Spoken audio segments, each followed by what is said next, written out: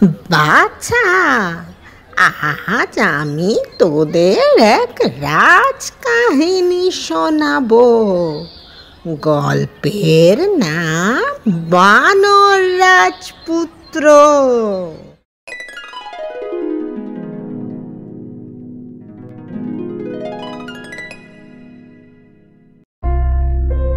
নমস্কার শ্রোতা বন্ধুরা, আপনারা শুনছেন গপ্প গনু ঠেক। আমাদের আজকের নিবেদন লেখক উপেন্দ্র কিশোর রায়চৌধুরীর কলমে এক নস্টালজিয়া গল্প, বানর রাজপুত্র। গল্প পাঠে ও ঠাম্মার চরিত্রে ডালিয়া, নাতনির চরিত্রে পম্পা, বানরের চরিত্রে প্রদীপ্ত ও অন্যান্য চরিত্রে দীপঙ্কর, প্রভাত, অনুরিতা, সৌমেন, বাবান, দীপ্তশী, টুম্পা ও কৃষ্ণেন্দু এবং গল্পের সূত্রধর আমি অনুরাগ। শুরু করতে চলেছি আমাদের আজকের নিবেদন উপেন্দ্র কিশোর রায়চৌধুরীর কলমে বানর রাজপুত্র। ঠাম্মি, আজ তুমি আমাদের কিসের গল্প শোনাবে? বাছা, আজ আমি তোদের এক রাজকাহিনী শোনাবো। গল্পের নাম বানর রাজপুত্র। হ্যাঁ, কি মজা গল্প শুনবো। আচ্ছা বাছা, চুপ কর, আমি তো বলছি গল্প। এক রাজার 7 রানী, কিন্তু ছেলে পিলে একটিও নেই। রাজার তাতেই বড়ই দুঃখ। তিনি সভায় গিয়ে মাথা গুঁজে বসে থাকেন। কেউ এলে ভালো করে কথা অবধি কন না। তা একদিন হয়েছে কি, এক মুনি রাজার সঙ্গে দেখা করতে এসেছেন। মুনি রাজার মুখ ভার দেখে জিজ্ঞাসা করলেন, রাজা, তোমার মুখ যে ভার দেখছি, তোমার কিসের দুঃখ?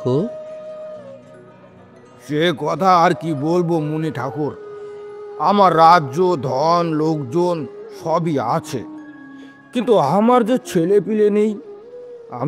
আমি মরলে এসব কে দেখবে? এই কথা? আচ্ছা, তোমার কোনো চিন্তা নেই। কাল ভোরে উঠেই তুমি সোজাসুজি উত্তর দিকে চলে যাবে। অনেক দূর গিয়ে একটা বনের ধারে দেখবে একটা আম গাছ রয়েছে। সেই আম গাছ থেকে 7টি আম এনে তোমার 7 রানীকে বেটে খাইয়ে দিলেই তোমার 7টি ফুটফুটে ছেলে হবে।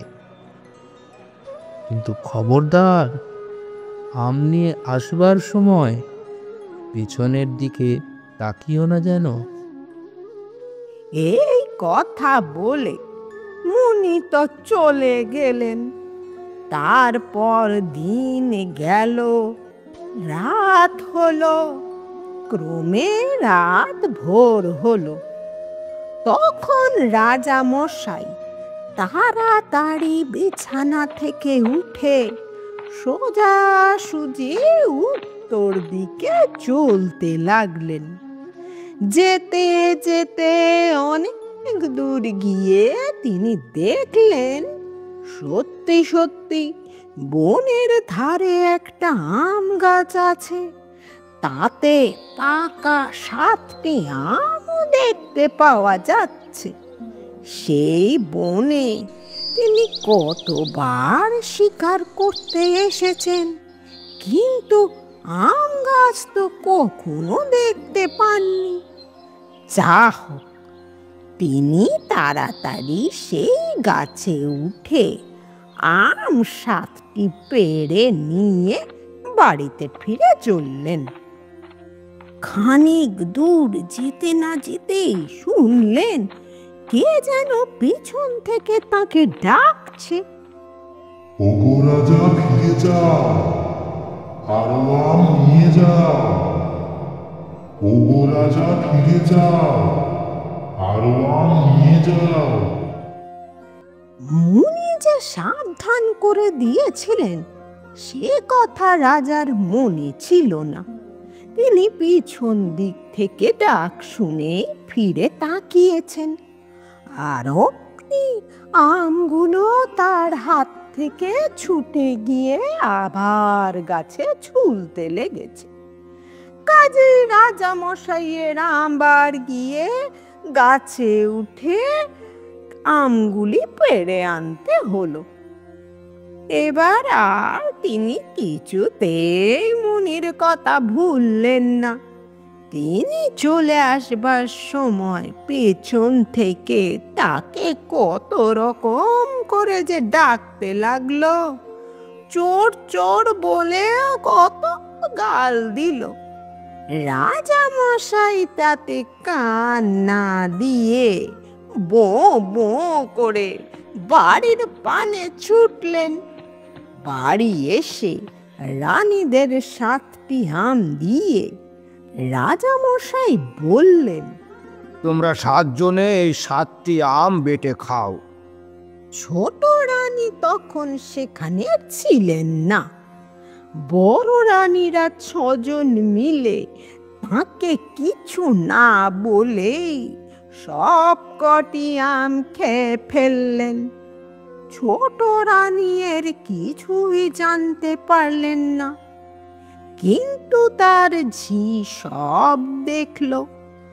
বড় রানীদের খাওয়া শেষ হয়ে গেলে সে আমের ছালগুলি চুপি চুপি কুড়িয়ে নিয়ে গেল। সেই ছালগুলি ধুয়ে বেটে ছোট রানীদের হাতে দিয়ে বলল, মা, এই ওষুধটা তুমি খাও, তোমার ভালো হবে।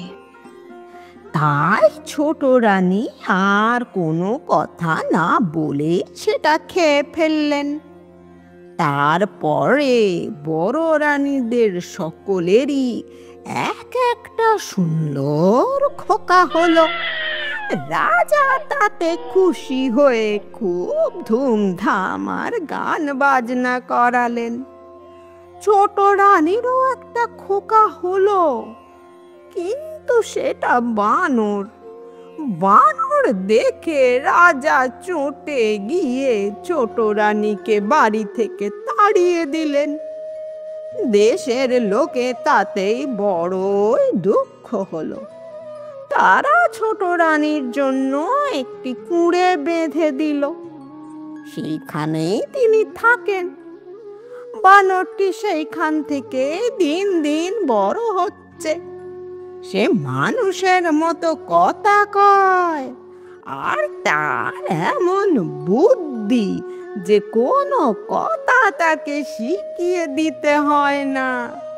যখন যে কাজের দরকার অমনি সে তা করে। সারাদিন সে গাছে গাছে ঘুরে বেড়ায়, যেখানে যে ফল দেখে তা খায়। খুব ভালো লাগলে মার জন্য নিয়ে আসে, তাকে কেউ কিচ্ছুটি বলে না। কারোর গাছের ফল খেতে গেলে সে ভারী খুশি হয়, ভালো ভালো ফল দেখিয়ে দেয়। তার বুদ্ধি দেখে সকলেই আশ্চর্য হয়ে যায়। এমন করেই দিন যাচ্ছে। বড় রানীদের 6টি ছেলেও এখন বড় হয়েছে। তারা বানরটিকে যার পর নাই হিংসে করে। সে তাদের সঙ্গে খেলা করতে গেলে তাকে মেরে তাড়িয়ে দেয়। তারপর একদিন বানরটি দেখল যে বড় রানীদের ছেলের জন্য মাস্টার এসেছে। তারা পুঁথি নিয়ে তার কাছে বসে পড়ে। তা দেখে বানর তার মাকে গিয়ে বলল, মা, আমাকে পুঁথি এনে দাও, আমি পড়বো। তখন তার অভাগী মা কাঁদতে কাঁদতে বললেন, হায় বাছা, তুমি কি করে পড়বে সোনা? তুমি যে বানর। সত্যি মা, আমি পড়ব। তুমি বই এনে দিয়েই দেখো, তুমি আমাকে পড়াবে। বানরের এমন বুদ্ধি, যে বই পায় সে 2 দিনে শেষ করে ফেলে। সে 2 বছরে মস্ত পণ্ডিত হয়ে উঠল। বড় রানীদের ছেলেরা তখনও 2-3 খানি বই পুঁথি শেষ করতে পারেনি। রোজ খালি মাস্টারের বকুনি খায়। এসব বকুনি শুনে রাজা একদিন বললেন, বটে, বানরের এমন বুদ্ধি, নিয়ে এসো তো তাকে, আমি দেখব। বানরের কিছুতেই ভয় নেই। রাজা ডেকেছেন শুনে সে অমনি তাঁর কাছে উপস্থিত হলো। তাকে দেখে আর তার কথাবার্তা শুনে রাজার এমনি ভালো লাগলো যে তিনি কিছুতেই ছোট রানীকে কুঁড়ে ঘরে ফেলে রাখতে পারলেন না। বাড়িতে আনতেও ভরসা পেলেন না, পাছে বড় নারীরা কিছু বলেন। তাই তিনি ছোট রানীকে রাজবাড়ির পাশেই একটি খুব সুন্দর বাড়ি করে দিলেন। সেই বাড়িতে তখন থেকে ছোট রানী তার বানর নিয়ে থাকেন। টাকা পয়সা যত লাগে রাজার লোক এসে দিয়ে যায়। লোকে তার বাড়িটাকে বলে বানরের বাড়ি। এসব দেখে বড় রানীদের ছেলেরা বানরকে আরো বেশি হিংসা করতে লাগলো। একটু একটু করে ছেলেরা বড় হয়ে উঠল। সকলে রাজাকে বলল, রাজামশাই, আমাদের রাজপুত্ররা তো বড় হচ্ছে, এখন এদের বিয়ে দিন। হ্যাঁ হ্যাঁ রাজামশাই, এবার বিয়ে দিন, বিয়ে দিন। হ্যাঁ রাজামশাই, হ্যাঁ রাজামশাই, বিয়ে দিন, বিয়ে দিন, এবার বিয়ে দিন। তখন রাজা আনন্দের সহিত বললেন, বেশ, তবে তাই হোক। তাদের দেশ বিদেশ ঘুরতে যাওয়ার ব্যবস্থা করা হোক। তারা নানান জায়গা দেখে, নানা রকম শিখে টুকটুকে 6টি রাজকন্যা বিয়ে করে আনুক। তারপর 6 রাজপুত্র সেজে গুজে টাকা কড়ি সঙ্গে নিয়ে ঘোড়ায় চড়ে নানান দেশ দেখতে বেরুলো। তা দেখে বানর তার মাকে গিয়ে বলল, মা, আমিও যাব। তুমি কি করতে যাবে জাদু? তোমাকে কোন টুকটুকে রাজকন্যা বিয়ে করবে? মা, আমি অনেক দেশ দেখতে পাবো। তুমি যে দেশ দেখতে যাবে, আমি তোমাকে ছেড়ে কি করে থাকবো বাছা? আমি দেখতে দেখতে ফিরে আসবো। তোমার পায়ে পড়ি মা, আমাকে যেতে দাও। কাজেই ছোট রানী আর কি করেন, বানরকে নিয়ে যেতে দিতেই হলো। 6 রাজপুত্র ঘোড়ায় চড়ে যাচ্ছে। রাজবাড়ি থেকে অনেক দূরে চলে এসেছে। একটা বনের ভেতর দিয়ে তাদের পথ। সেই পথ চলতে চলতে তাদের নানান রকম কথাবার্তা হচ্ছে। এমন সময় বনের ভেতর থেকে বানর বেরিয়ে এসে বলল, দাদা, আমিও এসেছি, আমাকে সঙ্গে নিয়ে চলো। তাতে রাজপুত্র যার পর নাই রেগে বলল, বটে, তোর এত বড় আস্পর্ধা! আমরা রাজকন্যা বিয়ে করতে যাচ্ছি বলে তুইও যাবি? দাঁড়া, তোকে দেখাচ্ছি। এই বলে তারা বানরকে মারতে মারতে আধ মরা করে একটা গাছে বেঁধে রেখে চলে গেল। সেই বনে ছিল একদল ডাকাত। তারা দেখলো যে 6 জন রাজপুত্র ভারী সাজ পরে টাকা করি নিয়ে ঘোড়ায় চড়ে যাচ্ছে। দেখেই তো তারা মার মার করে চারিদিক থেকে তাদের ঘিরে ফেললো। রাজপুত্রেরা ভয়ে জড়সড়, তলোয়ার খুলবার কথা আর তাদের মনেই নেই। তাদের টাকা করি, ঘোড়া, পোশাক সব শুদ্ধ তাদের হাত পা বেঁধে নিয়ে যেতে তাদের 2 মিনিটও সময় লাগলো না। রাজপুত্রদের ধরে নিয়ে খানিক দূরে এসেই ডাকাতেরা দেখলো পথের ধারে একটা বানর বাঁধা রয়েছে। তাকেও তারা সঙ্গে নিয়ে চলল। বানর যেন তাতে বেশ খুশি হয়ে লাফিয়ে লাফিয়ে তাদের সঙ্গে চলে যেতে লাগলো।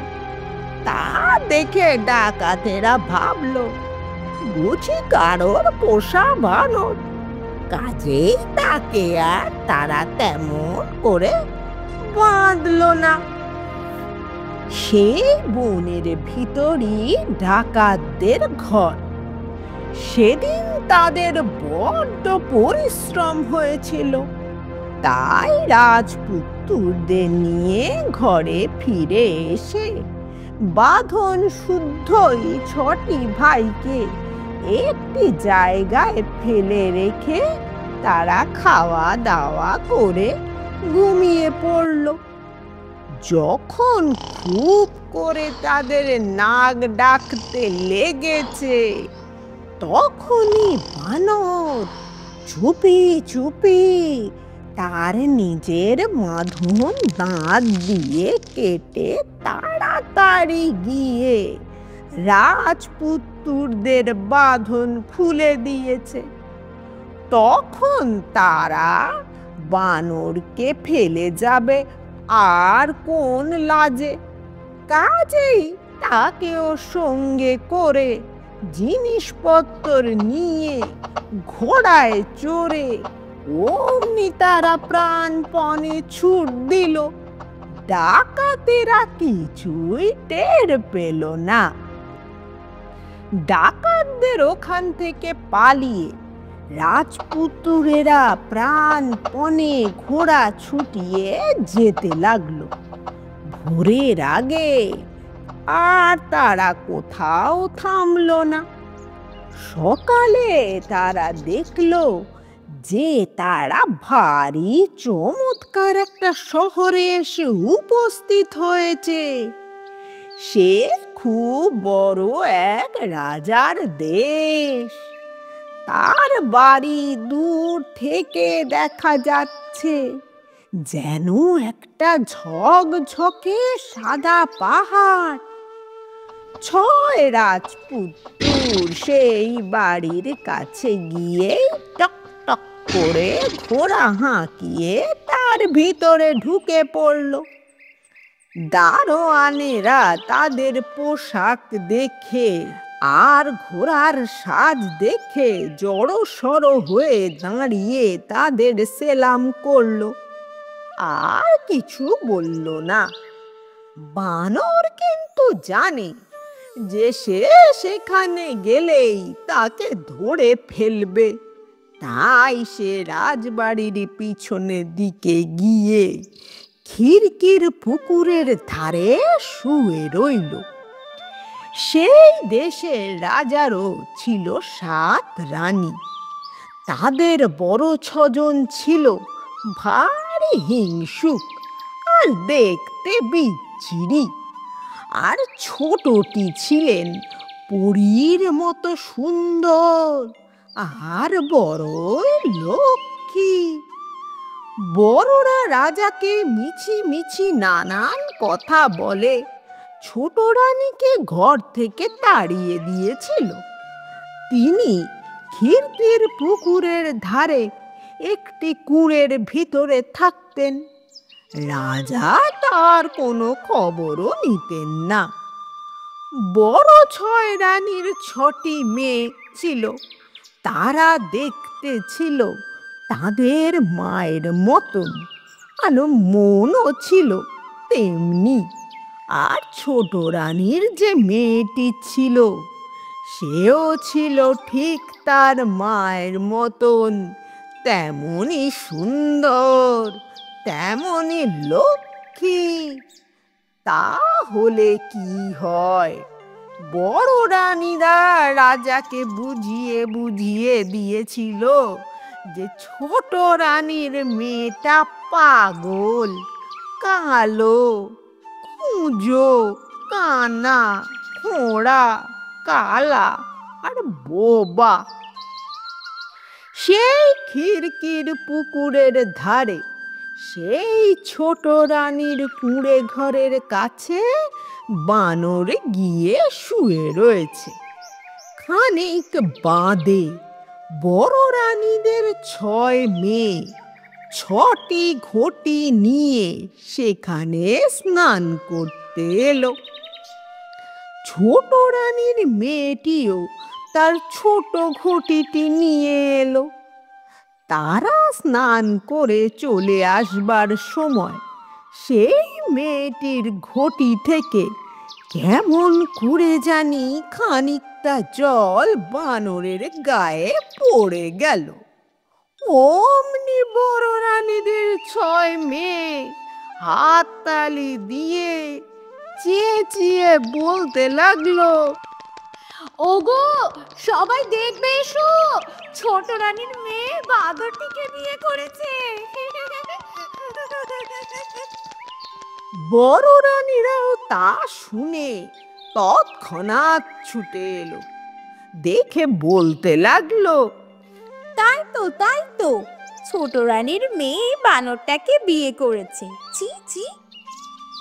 সেই খবর তখনই তারা রাজার কাছে পাঠিয়ে দিলে।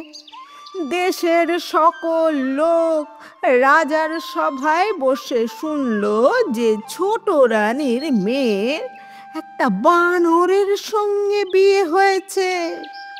ছোট রানীর মনে কি কষ্টটাই না হলো, আর তা কি বলবো। তিনি খাওয়া দাওয়া ছেড়ে দিয়ে মেয়েটাকে বুকে নিয়ে মাটিতে পড়ে কাঁদতে লাগলেন। তা দেখে বানর তাদের ঘরের দরজায় এসে বাইরে থেকে হাত জোর করে বলল, মা, আপনি কাঁদবেন না। ভগবান যা করেন ভালোই করেন। এ থেকেও আপনাদের ভালো হতে পারে। বানরকে মানুষের মতো কথা কইতে দেখে রানী উঠে বসলেন। তার মনের দুঃখ যেন কোথায় চলে গেল। সেই থেকে বানর তার ঘরের কাছে গাছের উপরে থাকে আর প্রাণপণে তার সেবা করে। রানী যখন শুনলেন যে সে রাজপুত্র, তখন সে যে বানর সে কথা তিনি ভুলেই গেলেন। তার মনে হলো যে এমনি ভালো আর বুদ্ধিমান লোক আর মানুষের ভিতরে নাই। এদিকে হয়েছে কি, সেই 6 রাজপুত্র ও রাজার বাড়িতে ঢুকে একেবারে তার সবাই এসে হাজির হয়েছে। রাজা দেখে বুঝতে পেরেছেন এরা রাজপুত্র। তিনি জিজ্ঞাসা করলেন, বাপু, তোমরা কে? কি করতে এসেছো? তারপর যখন তাদের বাপের নাম শুনলেন এবং শুনলেন যে তারা বিয়ে করার জন্য রাজকন্যা খুঁজতে বেরিয়েছে, তখন তার আর খুশির সীমা রইল না। তিনি বললেন, বাহ, তোমরা যে আমার বন্ধুর ছেলে, বেশ হলো, আমার মেয়েকে তোমরা বিয়ে করবে। ঠিক এমনি সময় বাড়ির ভিতর থেকে খবর এলো যে ছোট রানীর মেয়ের একটা বাঁদরের সঙ্গে বিয়ে হয়েছে। রাজপুত্রেরাও তখন বুঝে নিল যে এ আর কেউ নয়, তাদেরই বাঁদর। তাদের মনে হিংসেটা জেদ হলো। বানর এসে তাদের আগে রাজার মেয়ে বিয়ে করে ফেলল। লোকে আবার কানাকানি করে বলে যে সে মেয়ে নাকি রাজার আর 6 মেয়ের চেয়ে ঢের বেশি সুন্দর আর ভালো। এসব কথা তারা যত ভাবে ততই খালি হিংসায় জ্বলে মরে। যা হোক, রাজার 6 মেয়ের সঙ্গে তো তাদের বিয়ে হয়ে গেল। তারপর ঝকঝকে ময়ূরপঙ্খী সাজিয়ে, ঢাক ঢোল বাজিয়ে তারা বউ নিয়ে দেশে চলল। বানরও একটি ছোট নৌকায় করে তার স্ত্রীকে নিয়ে তাদের পিছু পিছু চলেছে। তাকে দেখে 6 রাজপুত্র রেগে ভূত হয়ে গেছে আর ভেবেছে যে একে বউ নিয়ে দেশে ফিরতে দেওয়া হবে না। মুখে কিন্তু ভাই ভাই বলে ভারী আদর দেখাতে লাগে, যেন তাকে কতই ভালোবাসে। শেষে যখন বাড়ির কাছে এসেছি, তখন রাত্রে ঘুমের ভিতরে বেচারার হাত পা বেঁধে তাকে জলে ফেলে দিল। ভাগ্যিস ছোট বউ টের পেয়ে তাড়াতাড়ি একটা বালিশ ফেলে দিয়েছিল, আর তাই ধরে অনেক কষ্টে সে কোনো মতে ডাঙায় উঠল। নইলে সে যাত্রা আর উপায়ই ছিল না। তারপর সকাল বেলায় নৌকা এসে ঘাটে লাগলো। রাজা খবর পেয়ে ছেলে বউদের আদর করে ঘরে নিতে এলেন। 6 ছেলে এসে তাকে প্রণাম করল। রাজা তাদের জিজ্ঞাসা করলেন, এ আমার বানর কই? বাবা, বাবা সে তো জলে ডুবে মারা গেছে। বানর তো মরেনি, সে নদীর ধারে ধারে তাদের আগেই ঘাটে এসে গাছের আড়ালে লুকিয়েছিল। ওরা সে জলে ডুবে মারা গেছে বলতেই বানর আড়াল থেকে বেরিয়ে এসে রাজাকে প্রণাম করে বলল, আমি মরিনি বাবা, ওরা আমার হাত পা বেঁধে আমাকে জলে ফেলে দিয়েছিল।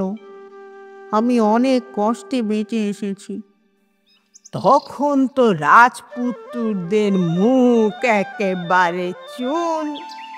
রাজা ভয়ানক রেগে তাদের বললেন, দূর হ তোরা আমার দেশ থেকে, আর তোদের মুখ আমি দেখব না। এই বলে দুষ্টু ছেলেগুলোকে তাড়িয়ে দিয়ে রাজার যার পর নাই আদরের সহিত বানর আর ছোট বউকে ঘরে নিয়ে এলেন।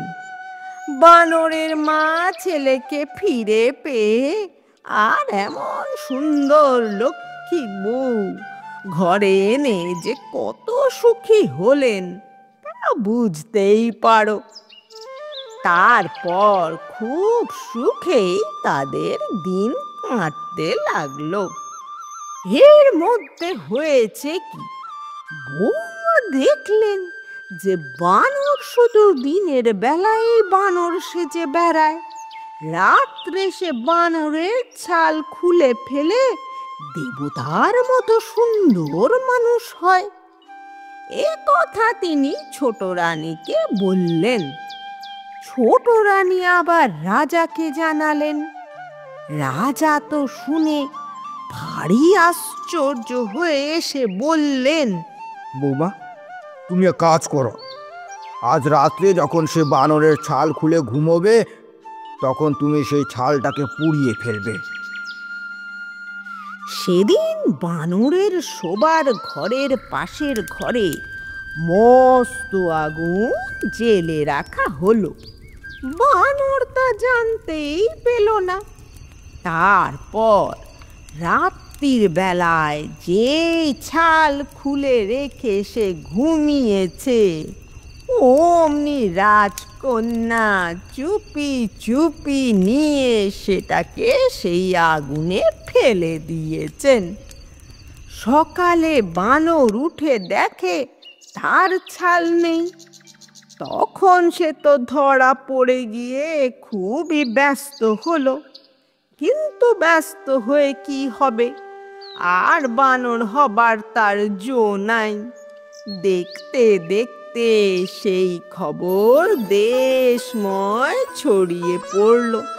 আর ছেলে বুড়ো সকলে ছুটে এসে সব শুনে ধেই ধেই করে নাচতে লাগলো। আপনারা শুনছিলেন লেখক উপেন্দ্র কিশোর রায়চৌধুরীর কলমে বানর রাজপুত্র। গল্পটি আপনাদের ভালো লাগলে অবশ্যই লাইক করবেন এবং গল্পটির মধ্যে কোনো ভুল ত্রুটি বা আপনাদের কোনো মতামত থাকলে আমাদের কমেন্ট করে জানাবেন। আর সাবস্ক্রাইব করে আমাদের পাশে থাকবেন। ভালো থাকবেন, সুস্থ থাকবেন। ধন্যবাদ।